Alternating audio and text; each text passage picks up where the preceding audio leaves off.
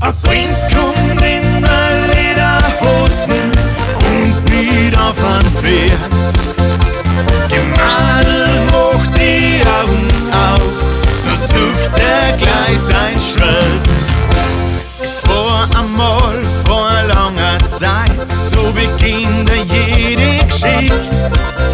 Vor der Wildmusheim die Adelheid, sie war mein Sonnenlicht. Sie wartet schon seit vielen Jahren auf ihren einen Prinz. Sie möchte ein Mannsbild aus der Stadt und nicht aus der Provinz. Ein Prinz kommt in der Lederhosen und nicht auf ein Pferd. Im Madel macht die Augen auf, sonst zuckt er gleich sein Schwert. Warum denn auch im Anzug posen, es ist uns wohl zu geschert.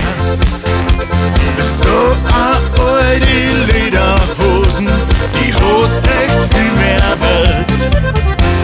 So vergingen Tag und Zeit in dieser einen Geschichte.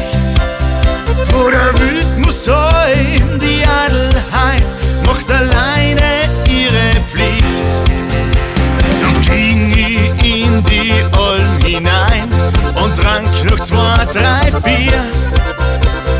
Und sobald im Mondenschein sagte ich zu ihr: ein Prinz kommt in der Lederhosen und nicht auf ein Pferd.